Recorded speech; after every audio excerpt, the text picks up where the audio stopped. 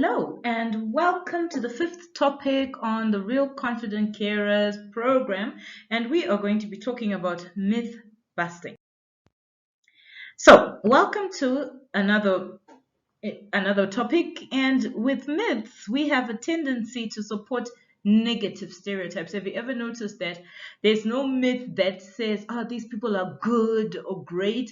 Most of the time, not all, but most of the time, do are negative and supports ideas that are not beneficial for you or the people you'll be interacting with. And I'm sure you've heard a few of those myths before you even made your way to the UK. So the first myth is money comes easy. So why would you want to come to the UK? Of course, because people make money fast and they make a lot of it. Well, whilst the value of the pound is high, true, it is high in comparison to the US dollar and other particularly African currencies, that that highness is only valuable outside the borders. Within the UK, within England particularly, you work very hard for every penny you make. It's not easy.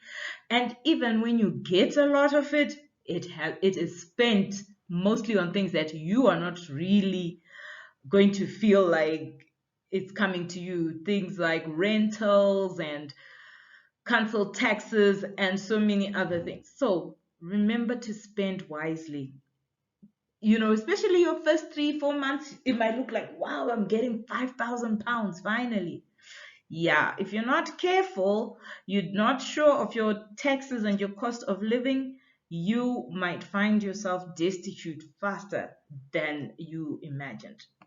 The second myth is that free money via the benefits, like, oh yeah, when you come to the UK, there'll be so many benefits, especially if you are employed properly, you've got your papers right. That's a myth.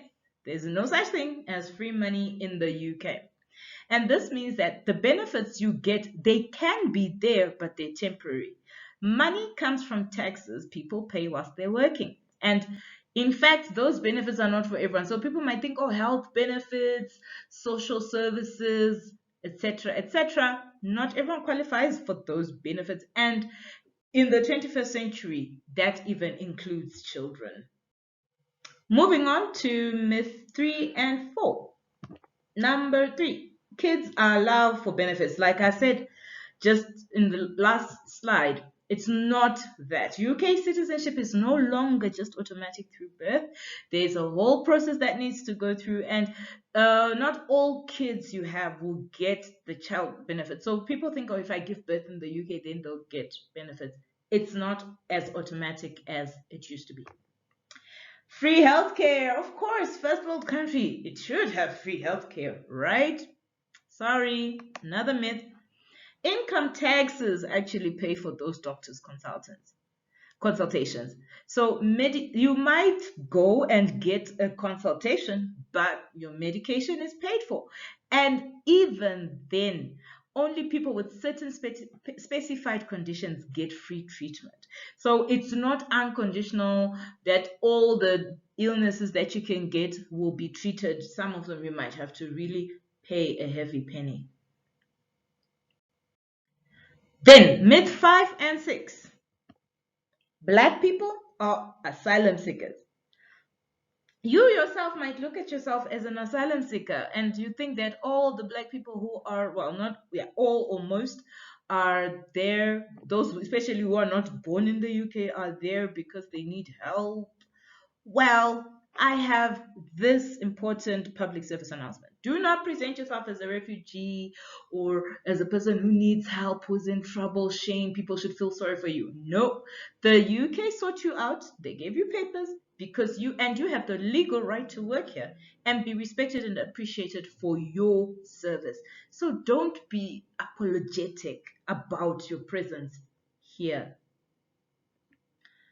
And then white people are British. Whilst this might seem obvious in the 21st century, it's something that people kind of overlook when they are really within the borders, particularly if you lived in a country where the majority is black people and generally you just meet black people. Of course, when you go to a fully white people place, it does not mean that they're all British.